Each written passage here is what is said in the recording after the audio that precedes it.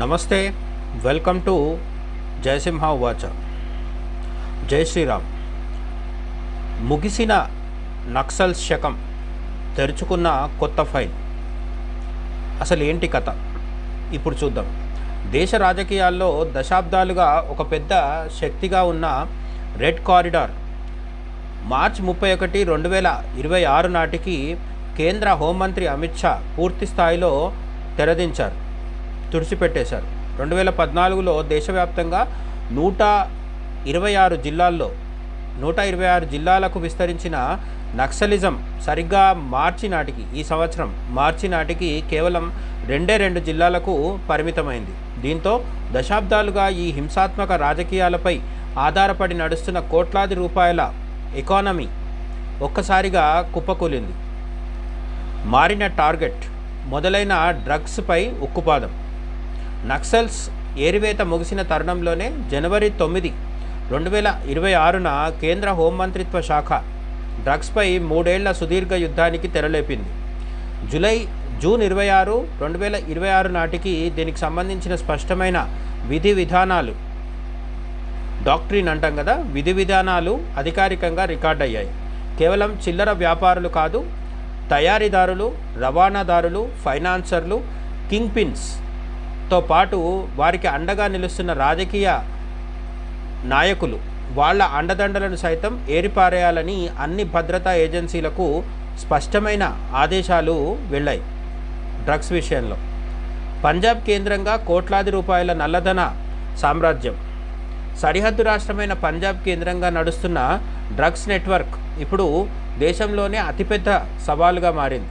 ఆఫ్ఘనిస్తాన్లో ఉత్పత్తి నిలిచిపోయిన పాకిస్తాన్ మీదుగా సాగుతున్న గోల్డెన్ క్రిసెంట్ రవాణా మార్గాలు మాత్రం ఆగలేదు. డ్రోన్లు, కొరియర్లు, కార్గోల ద్వారా రాష్ట్రంలోకి డ్రగ్స్ ప్రవేశిస్తుండగా హవాలా, క్రిప్టో కరెన్సీ, బినామీ ఆస్తుల రూపంలో వేల కోట్ల రూపాయలు చేతులు మారుతున్నాయి. భారీ స్థాయిలో డ్రగ్స్ ఎకానమీ అంచనాలు. పంజాబ్లో స్థానిక వినియోగం సుమారు 18,000 కోట్ల రూపాయలు. రవాణా అలాగే అంతర్రాష్ట్ర పంపిణీ సుమారు 30,000 కోట్ల రూపాయలు. ఫార్మా, డైవర్షన్, సింథటిక్ డ్రగ్స్ సుమారు 7,000 కోట్ల రూపాయలు. మొత్తం డ్రగ్స్ మార్కెట్ విలువ, టోటల్ డ్రగ్స్ మార్కెట్ వాల్యూ సుమారు 55,000 కోట్ల రూపాయలు. రోజువారీగా సుమారు 150 కోట్లు డ్రగ్స్ మార్కెట్లో చేతులు మారుతున్నాయని అంచనా. అయితే రాజకీయ నాయకులు, అధికారుల అండదండలు, ఇంత భారీ ఎకానమీ కేవలం పైపైన కనిపిస్తున్న శక్తులతోనే నడవడం అనేది అసాధ్యం. ఇంటెలిజెన్స్ వర్గాల సమాచారం ప్రకారం రక్షణ వలయాలు, బలహీనమైన దర్యాప్తు సంస్థల తీరు, ప్రొటెక్షన్ రెంట్ రూపంలో లభించే 3% నుంచి 5% వాటా కింద రూపాయలు 1,350 కోట్లు, 1,350 క్రోర్స్ నుంచి 2,255 కోట్లు, 2,250 క్రోర్స్ వరకు నిధులు బ్యూరోక్రాట్లు, బ్రోకర్లు, గ్యాంగ్స్టర్లు అలాగే రాజకీయ నాయకులు చేతులు మారుతున్నట్లు అంచనా. డ్రగ్స్ విషయంలో వీళ్ళందరికీ కూడా ఎవరి స్థాయిలో వాళ్ళకి అంతో ఇంతో వాళ్ళ ఖాతాల్లో కూడా డబ్బులు వెళ్తున్నాయనేది అంచనాలుగా కనిపిస్తుంది. వీటి మీద ఇంకా స్పష్టమైన అవగాహన రావాల్సి ఉంది. ఎన్నికల వేళ కల్లోలం సృష్టిస్తున్న భయం.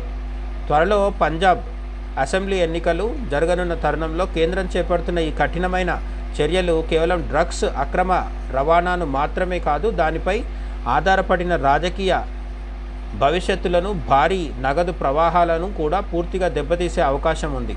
జంతర్ మంతర్ నిరసనల అసలు రూపం. ఈ నేపథ్యంలోనే ఢిల్లీలోని జంతర్ మంతర్ వేదికగా జరిగిన ఆందోళనలు కేవలం విద్యార్థుల సమస్యల చుట్టూ తిరగలేదని రాజకీయ విశ్లేషకులు భావిస్తున్నారు. పైకి ధర్మేంద్ర ప్రధాన్ పేరు వినిపించిన ప్రభుత్వ విధానాలపై ఆగ్రహం వ్యక్తమైన ఈ మొత్తం వ్యూహం వెనుక అసలు లక్ష్యం కేంద్ర హోంమంత్రి అమిత్ షా అనుసరిస్తున్న కఠిన వైఖరేనని స్పష్టమవుతోంది. అందుకే అభిజిత్ దిప్కే నుంచి మొదలు పెడితే ప్రతిపక్ష నాయకులు అందరూ కూడా ఇప్పుడు మా నెక్స్ట్ టార్గెట్ అమిత్ షా అని ప్రకటిస్తున్నారు. ధర్మేంద్ర ప్రధాన్ మీద నుంచి అమిత్ షా వైపుకు ఫోకస్ ఎందుకు మారింది అంటే దాని వెనుక ఈ డ్రగ్స్ మార్కెట్పై మోపుతున్న ఉక్కుపాదం కూడా ఉందని కొందరి అనుమానాలు, అంచనాలు ఉన్నాయి. ఇటువంటి వాటికి ప్రత్యక్షమైన ఆధారాలు, ఉదాహరణలు ఏముండవు కాబట్టి ఈ విశ్లేషణని జరుగుతున్న పరిణామాల నేపథ్యంలో అర్థం చేసుకోవాల్సి ఉంటుంది, నమ్మాల్సి ఉంటుంది. గత 50 రోజులుగా అమిత్ షా మౌనం వెనుక బలమైన వ్యూహం ఉందని, కాలమే దీనికి పూర్తిగా సమాధానం ఇస్తుందని రాజకీయ వర్గాలు భావిస్తున్నాయి. మీరేమనుకుంటున్నారు? పైకి నీట్ పరీక్ష పేపర్ లీకు, ధర్మేంద్ర ప్రధాన్ రాజీనామా అని చెప్తున్నప్పటికీ తెర వెనుక FCRA చట్టం కఠినతరం చేయడం, డ్రగ్స్ దందా మీద ఉక్కుపాదం మోపడం, ఇలాంటి బలమైన నిర్ణయాలు మొత్తం గందరగోళానికి కారణం అనుకుంటున్నారు. బొద్దింకల వెనుకున్న అసలు శక్తులు ఏంటని మీరు అనుకుంటున్నారో కామెంట్ సెక్షన్లో చెప్పండి. జై హింద్.